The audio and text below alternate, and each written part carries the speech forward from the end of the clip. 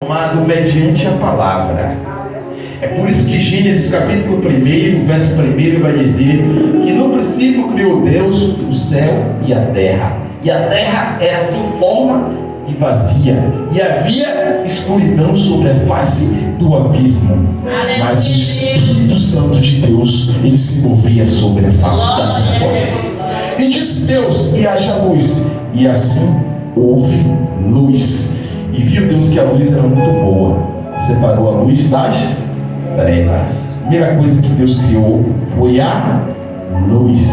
Quando a gente vai deparar no livro de Tiago, no seu capítulo 1, no seu verso 17, vai dizer dessa maneira: todo dom perfeito, toda boa dádiva, ela vem descendo do alto do Pai das luzes, ao qual não tem sombra e nem variação. O homem, ele erra. Nós somos limitados, temos falhas, somos pecadores. Enquanto estivermos aqui nessa terra, não tem esse que diga que não tem pecado. A Bíblia vai dizer que aquele que diz que não tem pecado, ele é mentiroso. A Bíblia vai dizer no livro de Eclesiastes, capítulo 7, versículo 20, que não há um justo na terra se não quer, não peque, todos são falhos. A Bíblia ainda vai dizer no livro de Romanos 3, verso 18, na parte B, não há nenhum justo sequer. Mas a Bíblia vai recordar ali em Abacuque, no livro de Abacuque, no seu capítulo 2, versículo 4, parte B, mas o justo, ele viverá da fé. Quando fala justo, está falando da maneira que nós fomos justificados pelo Jesus Cristo de Nazaré. Porque quando ele veio para nos libertar, para nos transformar e para nos levar para a glória. Porque Romanos 3,23 vai dizer que todos pecaram e destituídos estavam da glória de Deus.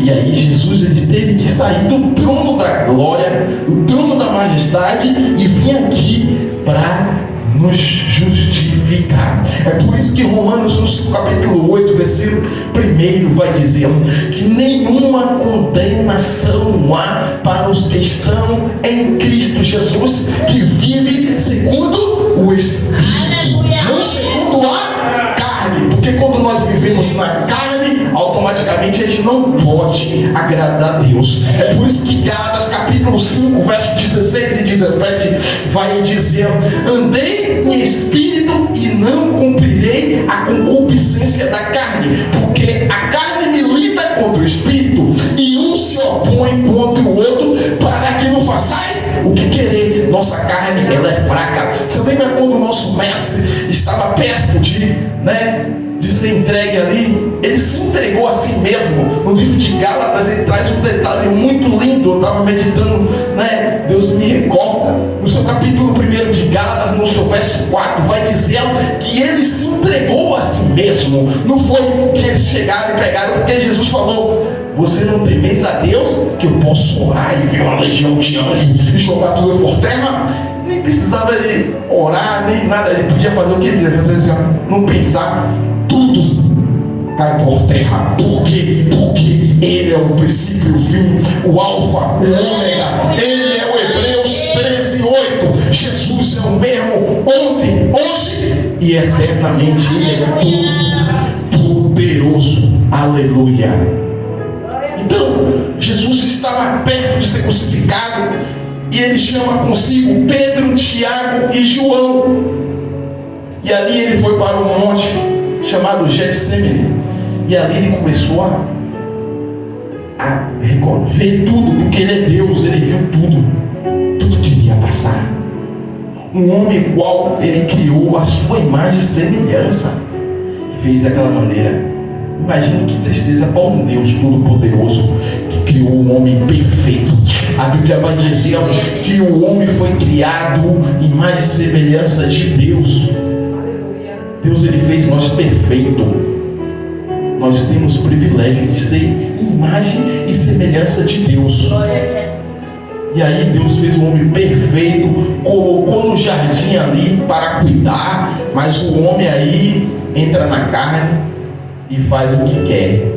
E aí Deus, ele falou: olha, Tem vários frutos aqui. Servirá para o seu mantimento. Mas tem uma árvore ali no meio do jardim. Essa árvore é conhecida como o conhecimento do bem e do mal. Dela você não coma, porque certamente no dia que comer, morrerás. O homem foi lá, atropelou, desobedeceu a Deus e comeu daquele fruto. É por isso que nós nascemos, reproduzimos e morremos. Mas João capítulo 11, versículo 25 vai dizer: ainda que esteja morto, viverá. Porque morrer com Cristo é salvação. Verdade, Deus da glória. Aleluia, glória a Deus, glória a Deus, glória a Deus. Aleluia. Você lembra de o livro de Daniel 12, verso 2, traz uma revelação dos fins dos tempos. Aí ele vai dizer dessa forma: muitos dos que dormem no pó da terra ressuscitarão, uns para a vida eterna e outros para a vergonha e castigo eterno. Voltando lá no Getsemane, Jesus ele começa a ver tudo que ele ia passar, a ingratidão do povo. Quem sabe ele parou, fiz um ombro com carinho, olha o que eu estou passando. E ali ele começou a suar gota de sangue. E ele falou com Pedro, Tiago e João: fica aqui e vigiar ao menos, né? Que eu vou orar.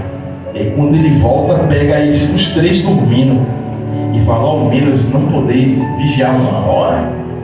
Aí ele vai dizer algo muito interessante.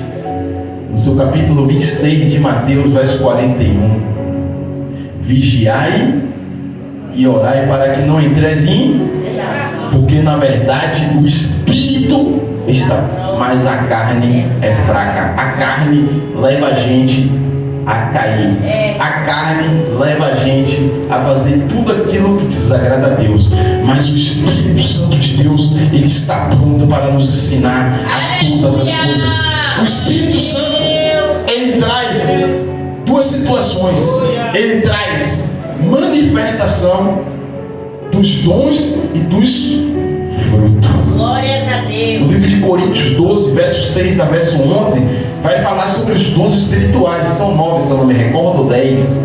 Vai falar do dom de curar, vai falar do dom de maravilha, de profecia, vai falar do dom de línguas, variedade de línguas, interpretação de língua, vai falar do dom, fé também é um dom, vai falar do dom que é o que, sobretudo, é o dom do amor.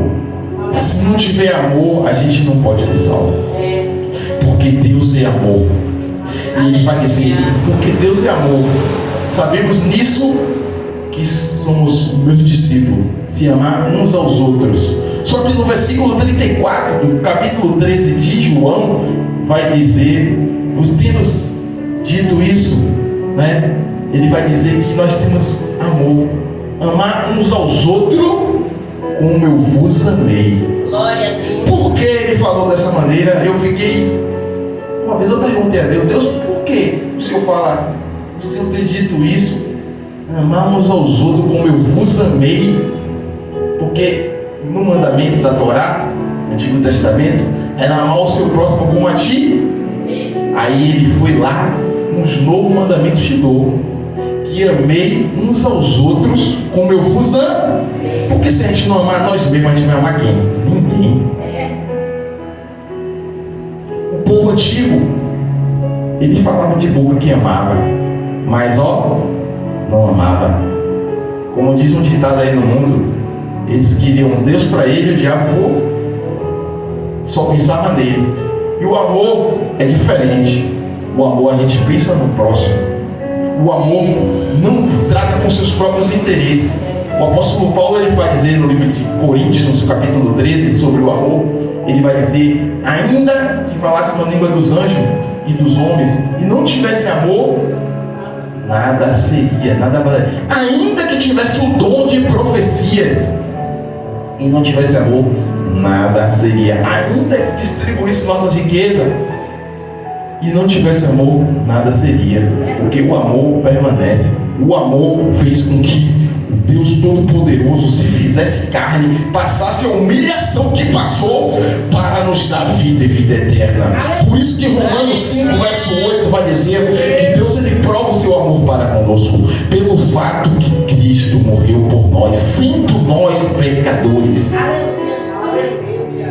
Bíblia diz que aonde abundou o pecado, superabundou a graça, porque o amor dele permanece, a vontade dele é boa, perfeita e agradável.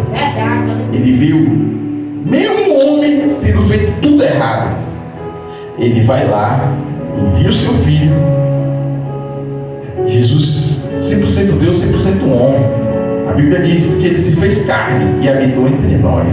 No livro de Filipenses, capítulo 12, versículo 5, ele vai dar um exemplo, né? Que de sorte que haja em vós o mesmo sentimento que houve em Cristo Jesus, que sendo em forma de Deus, não teve usurpação ser igual a Deus.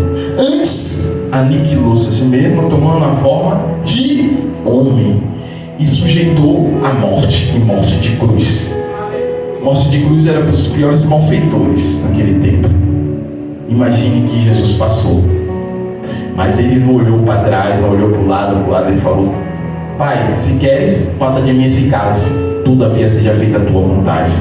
E ele morreu, foi humilhado, pisoteado, cuspido, zombado, e foi a pior morte de todas, e não vai existir outra morte pior que a morte de Jesus, porque Jesus ele foi morrendo aos poucos, não foi pá, matou. Hoje existe vários tipos de morte. Morte por enforcamento, a morte mais rápida, tiro na cabeça, quando mata na hora, pá, matou. Foi instantânea, né? O infarto fulminante também é na hora, mas Jesus não. Jesus ele veio, foi passando aquela, foi açoitado, foi esbofeteado, e ele não olhou para trás, porque ele é um Deus verdadeiro, um Deus poderoso que nunca vai nos deixar. A Bíblia vai dizer no livro de 2 Timóteo, capítulo 2, verso 13: se formos infiéis, ele permanece fiel, porque não pode se negar a si mesmo, ele é Deus todo-poderoso. Nós erramos, mas a Bíblia diz que aquele que confessa e deixa alcança misericórdia, e ele quer que nós confessarmos, porque quando nós confessamos, ele é fiel para nos perdoar. E ele vai dizer também na palavra dele: vai e não peques mais, porque com o pecado faz com que a gente se distancie de Deus. O que faz separação entre o homem e Deus é o que? É o pecado. Por isso que a Bíblia vai dizer que ele ama o pecador, mas ele abomina o pecado, porque o pecado leva para a morte, e morte de condenação, mas o Espírito ele leva para a vida eterna. É por isso que nós estamos aqui, porque todos nós um dia, foi atraído pelo Espírito Santo. Estamos aqui para glorificar e exaltar o nome do nosso Deus Todo-Poderoso. Quando chega no capítulo 4 de Gênesis, amados, no 3, a Bíblia vai dizer que a serpente era mais astuta, a lembrança do campo que o seu Deus tinha feito. E essa chegou a mulher e falou: é assim que Deus disse? Pode comer de todo o fruto do jardim? E a mulher: não. Disse Deus que nós podemos comer de vários frutos, mas do fruto que está no meio do jardim, disse Deus que nem tocar, para que não morrais. E aí a serpente, amados, ela indaga uma astúcia, ela fala: certamente que não morrereis, porque Deus sabe que do dia que você comer desse fruto, você será que nem Deus, conhecendo o bem e o mal.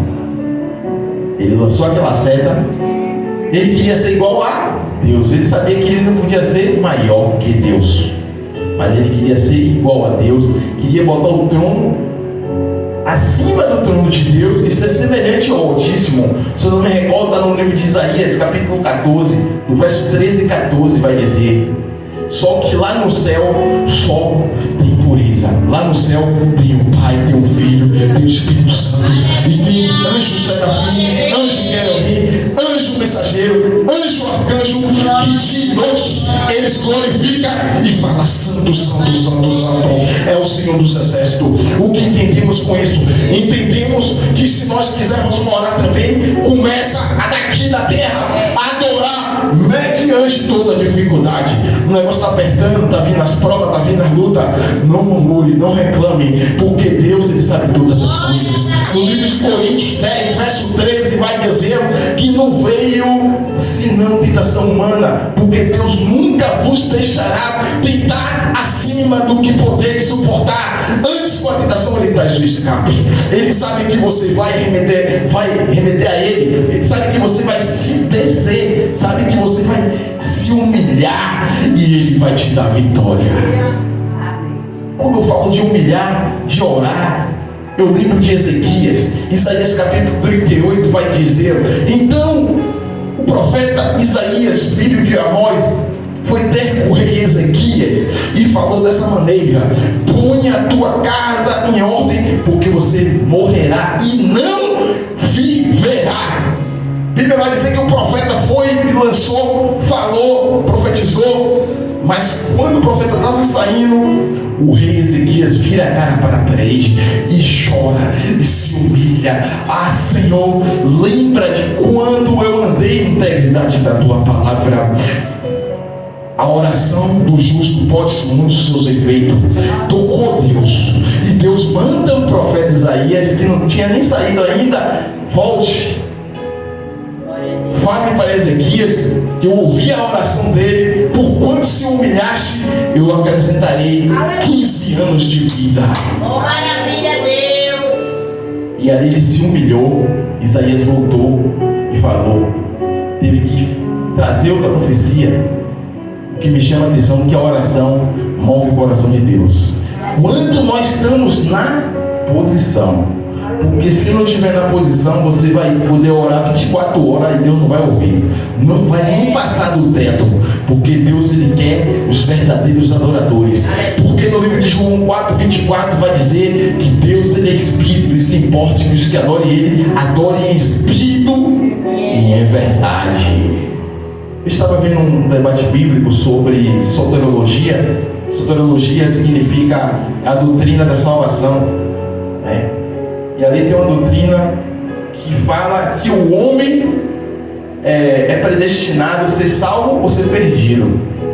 É o calvinismo, ele ensina dessa maneira, que Deus já predestinou uns para ser salvos e outros para ser perdidos, né? Mas o arminianismo, ele já crê num livre-arbítrio, não desfazendo da soberania de Deus. Deus sabe quem vai ser salvo e quem vai ser perdido, porque Ele é Deus, Ele é soberano, Ele sabe todas as coisas. Mas Deus, Ele quer que a gente responda. É o livre-arbítrio.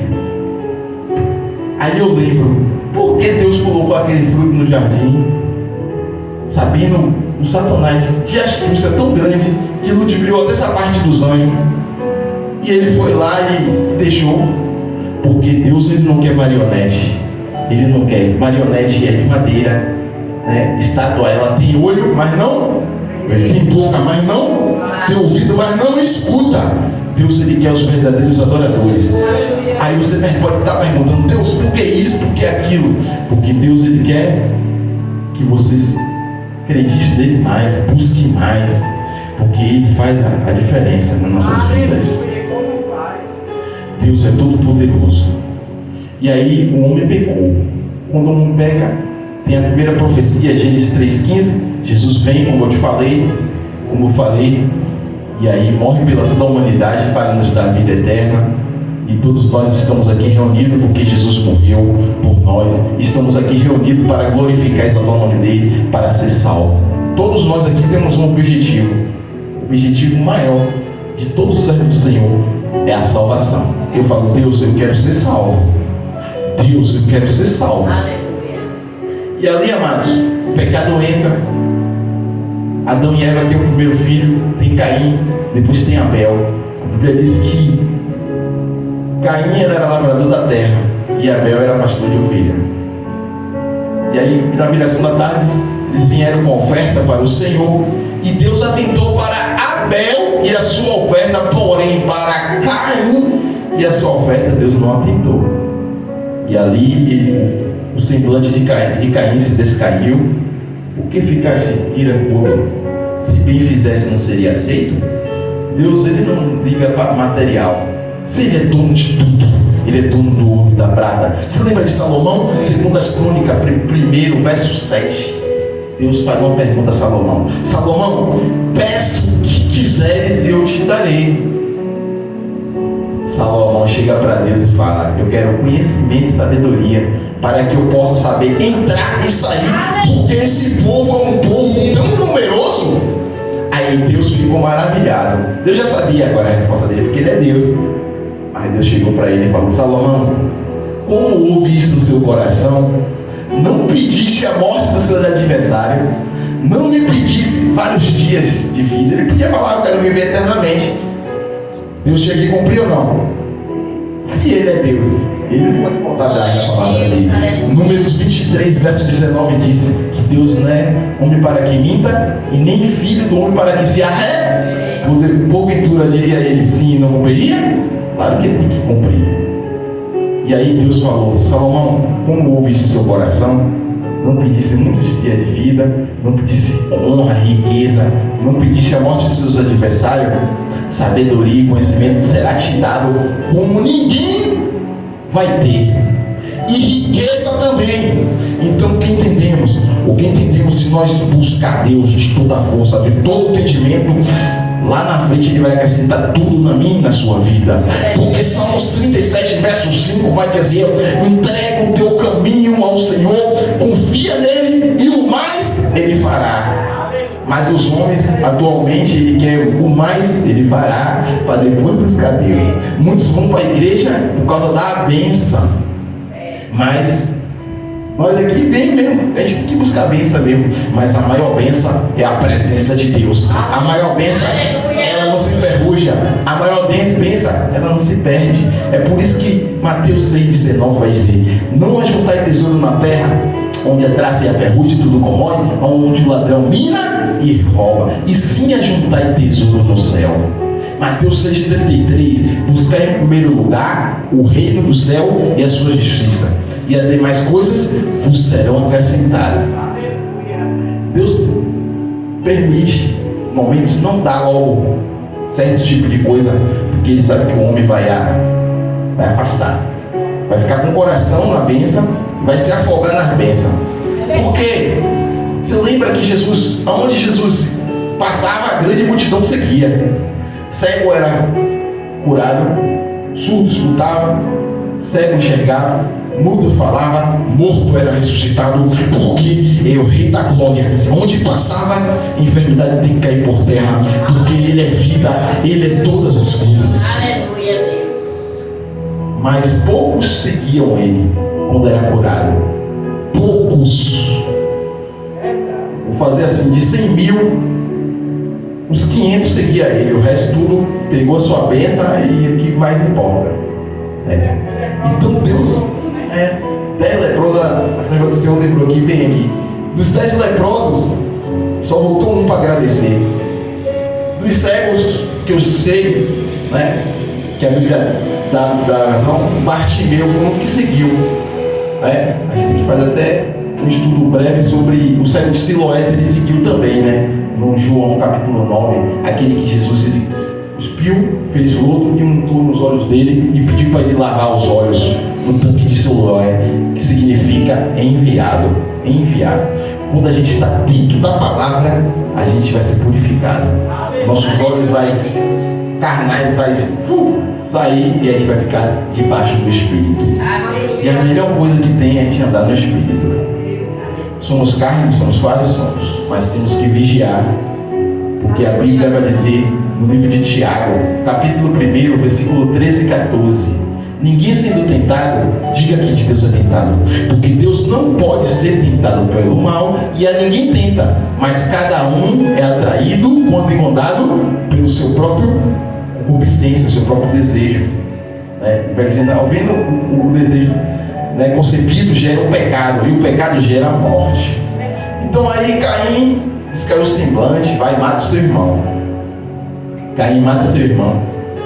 E aí a Bíblia vai dizer que os homens foi de mal a pior. A maldade do homem se aumentou, espessou no coração de Deus. Deus veio com um dilúvio, achou graça de Noé, um homem justo, salvou 8 pessoas, Noé, sua esposa, quem? Cã, Sem né? E Jafé e as suas noras. E aí salvou. Depois Deus fez uma aliança com Abraão e falou que de Abraão seria bendito todas as nações. Através de Abraão veio Jesus Cristo de Nazaré. E ali a Bíblia vai dizer que Deus chega para Abraão ainda, sai da tua terra, diante da tua parentela, e vai para uma terra que eu te mostrarei. E ali Abraão saiu, pegou Sarai, sua esposa, e saiu com seu sobrinho Ló. E aí a Bíblia vai dizer que o tempo se passa e os dois eram muito prósperos. E aí começou a ter contenda dos pastores de Ló com os pastores de Abraão. E ali Abraão chamou Ló e falou: vejo que os pastores nossos estão em contenda, é bom que nós vamos se separar, né? Agora é o seguinte, está aqui toda a terra aqui, ó. Se você for para frente, eu vou para trás. Se você for para o lado, eu vou para o outro lado. Escolha aí. E aí a Bíblia vai dizer que Ló olha para frente e vê as campinas de Sodoma e Gomorra, bem verdejante, e falou: terra boa, quero ficar no lugar bom. Às vezes nem tudo que é do nosso coração, que você acha que é bom, não é bom. Você pode estar enganado. E aí o que acontece? Ló vai para lá, para Sodoma e Gomorra, e os homens de Sodoma e Gomorra eram homens maus, e o pecado chegou às narinas de Deus. Deus queria destruir aquela cidade. E ali Abraão intercedeu pelo seu sobrinho. Amados, todos nós aqui temos parentes em Sodoma e Gomorra. Sodoma e Gomorra no dia de hoje é um mundão. Você vê que a cada dia o mundo está indo de mal a pior. Tem coisas que acontecem que eu não acredito. Eu falo: Deus, o que é isso? Deus fala: meu filho, Mateus 24:12 vai dizer: por aumentar a iniquidade, o amor de muitos esfriará. E a iniquidade a cada dia tem se aumentado, porque Jesus ele está à porta. Jesus está voltando para buscar uma igreja que se firma na palavra, uma igreja que adora Ele mediante toda dor. Antigamente se brigava, depois se falava, dava risada. Hoje em dia mal. Se mata pessoas como mata um animal, um passarinho, uma caça, ou até mesmo um peixe que você pega ali. As pessoas estão com mal dentro, cara. É muito ódio.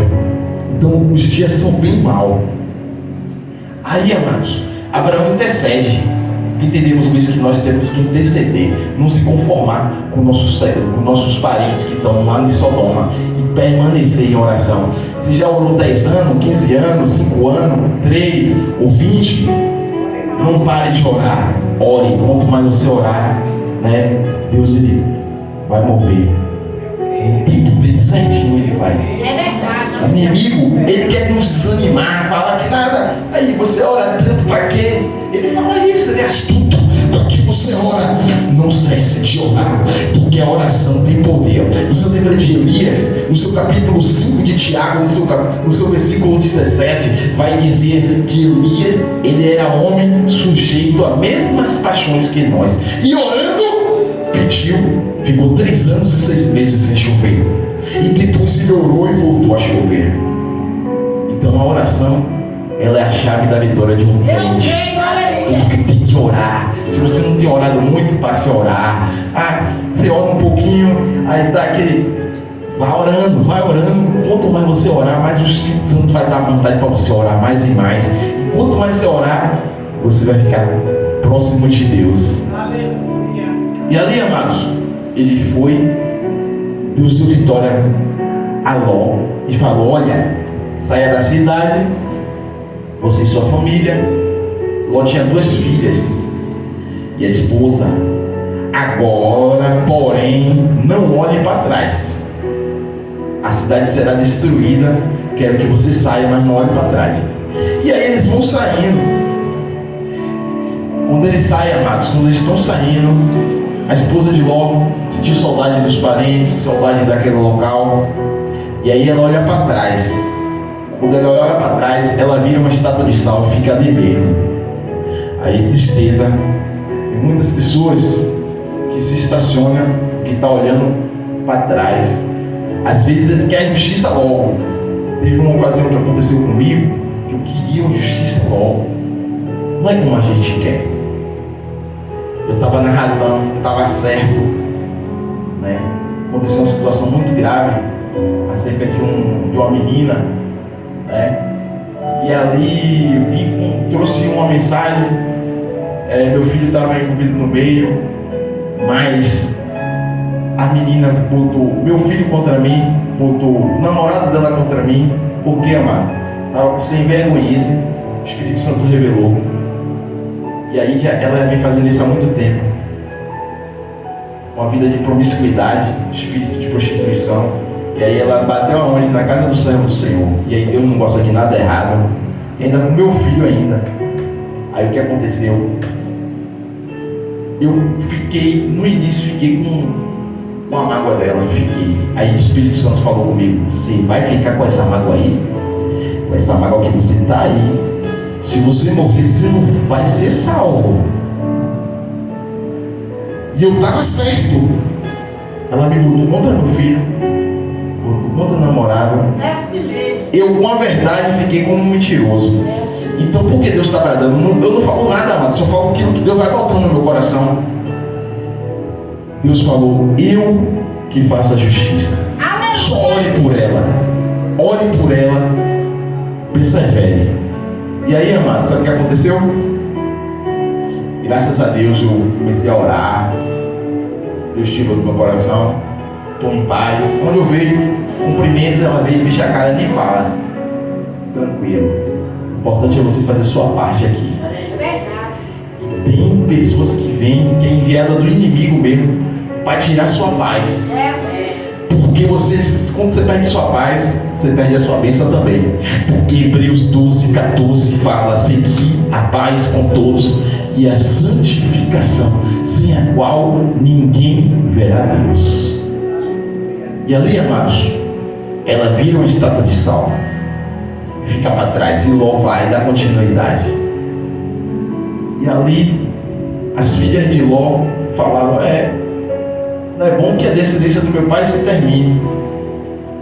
Vamos embebedar ele, vamos tentar para que ele venha ter, a geração dele não venha a ser exterminada. E ali as filhas de Ló embebedaram ele, e com a mais velha ele teve os filhos de Amon, e a mais nova nasceram os Moabitas. Esses são o povo daqui do livro de Ruth. A Bíblia vai dizer que o livro de Ruth é uma serva do Senhor, nos tempos que estava em seca Israel, Noemi. Ela saiu a peregrinar, e ela tinha um esposo com o nome de Elimeleque, e ela tinha 2 filhos, Malom e Chileon. E quando ela chegou nesse local, ela ficou viúva do seu marido Elimeleque.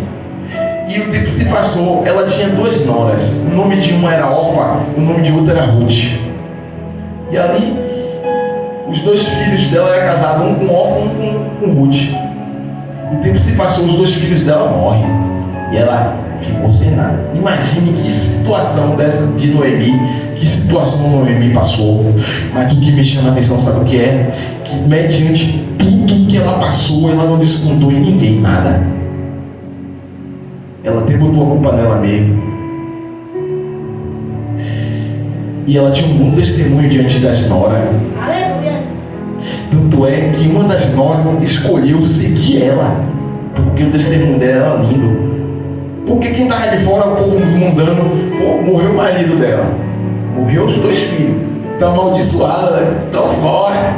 Mas não, Ruth escolheu seguir ela.